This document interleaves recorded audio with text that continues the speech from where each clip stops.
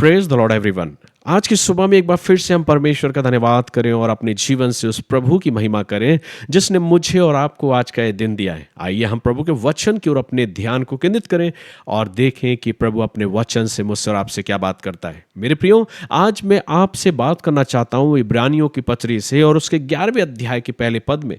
जैसा कि लिखा है कि अब विश्वास आशा की हुई वस्तुओं का निश्चय और अनदेखी वस्तुओं का प्रमाण है।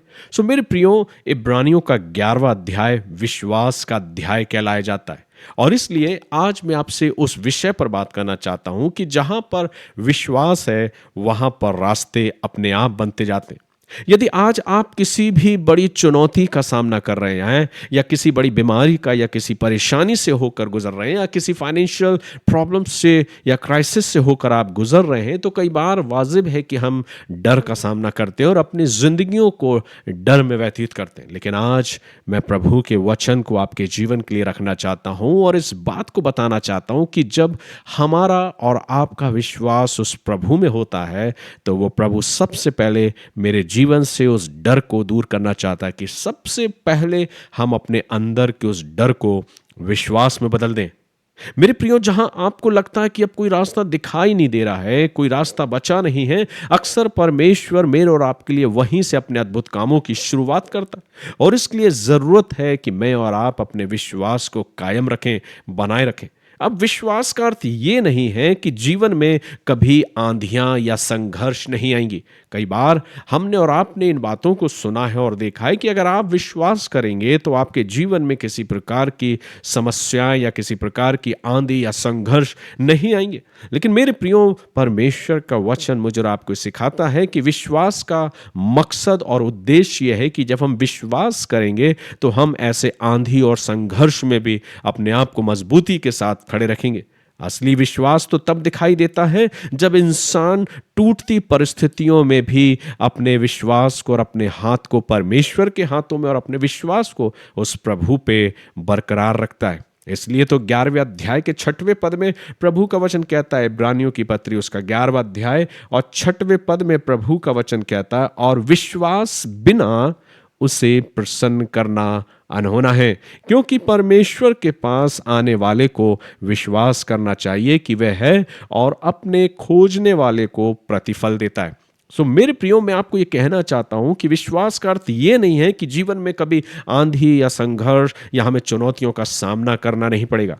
मैं आपको फिर से स्मरण दिलाना चाहता हूं कि जब एक घटना का वर्णन जब हम नए नियम में पढ़ते हैं, जहां पे लिखा है कि एक बुद्धिमान मनुष्य था और एक मूर्ख मनुष्य था, लेकिन दोनों ने अपने घरों को बनाया। जो मूर्ख था उसने बालू पर अपने घर को बनाया, लेकिन जो बुद्धिमान था उसने चट्टान पर अपने घर का निर्माण किया। लेकिन इन दोनों में एक चीज जो समान थी वो थी आंधी और तूफान का आना। जिसने चट्टान पर अपने घर को बनाया था वो उस आंधी और तूफान में बरकरार रहा, वो बिखरा नहीं। लेकिन जिसने अपने घर को उस रेत पर बनाया था उसका घर ढह जाता है। सो मेरे प्रियो, विश्वास का मतलब ये नहीं कि आप किसी संघर्ष से होकर नहीं गुजरेंगे, किसी आंधी और तूफान का आप सामना नहीं करेंगे, किसी बड़ी परिस्थितियों में आप नहीं जाएंगे। ऐसा नहीं है, क्योंकि जब आंधी और तूफान आए तो वो उस घर पर भी आए जो चट्टान पर बना था, जिसने अपने घर को विश्वास की मजबूत नींव पर बना के रखा था, और ये विश्वास ही था जो उसको स्थिर बनाए रखा। इसलिए अपने जीवन में विश्वास को थामे रहना है उस परमेश्वर पर जो परमेश्वर ने मुझे और आपको जीवन दिया है। मैं आपको परमेश्वर के वचन से कुछ बातों को बयां करना चाहता हूं, उन बातों को कि जब पतरस पानी पर चला तो समुद्र उस समय शांत नहीं था। ऐसे समय में जब पतरस ने कहा कि मुझे अपने पास आने की आज्ञा दे, और प्रभु ने कहा मेरे पास आ, और तब पतरस अपने नाव में से अपने कदम को उस पानी पर रखा और वो आगे बढ़ने लगा।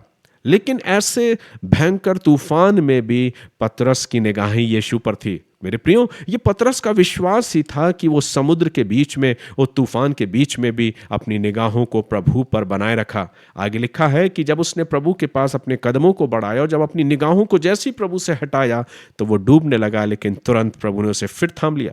मेरे प्रियो, ऐसा कोई भी आंधी और तूफान नहीं जो आपको डुबा सके, क्योंकि जब हमारी और आपकी निगाहें हमारे प्रभु पर है तो हम डूबेंगे नहीं, पर प्रभु अपने हाथों को बढ़ा के मुझे और आपको पुनः फिर से थाम लेगा। इसलिए आज शायद आपकी परिस्थिति कितनी भी कठिन क्यों ना हो, अपने जीवन में हार मत मानिएगा। कई बार अक्सर इंसान संघर्षों से इतना जूझता हुआ परेशान हो जाता है कि कई बार वो अपनी ज़िंदगी से हार मान लेता है। मैं फिर कहता हूँ कि जीवन है तो सब कुछ है, और इसलिए इस जीवन में अपनी ज़िंदगी में कभी हार नहीं, परिस्थितियों का सामना करते हुए आगे बढ़िए, विश्वास को थामे रहिए और फिर देखिए प्रभु आपके लिए क्या करता है। इसलिए जीवन में कभी अपने आप को हारते हुए अपने आप को प्रदर्शित नहीं करना है, पर अपने जीवन में आगे बढ़ना है। और मैं आपसे कहना चाहता हूं कि वो प्रभु जो जंगल में भी रास्ता बनाना जानता है, वो आपके लिए और आपके जीवन के लिए नए मार्गों को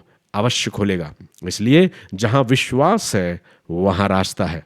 जब सब रास्ते बंद दिखाई दे मेरे प्रियो, तब भी विश्वास बनाए रखिए, क्योंकि परमेश्वर असंभव को संभव करना जानता है।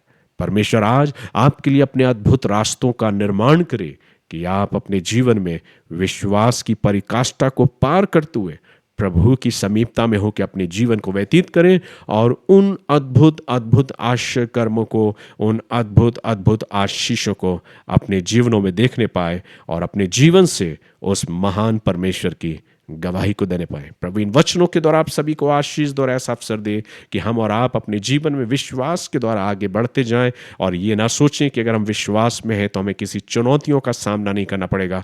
मेरे प्रियो, हम विश्वास में स्थिर रहेंगे, चाहे कैसी भी परिस्थितियां क्यों ना हो, हम हारेंगे नहीं, क्योंकि हम जानते हैं हमारी निगाहें परमेश्वर पर है। प्रभु इन वचनों के द्वारा आप सभी को आशीष दे। God bless you.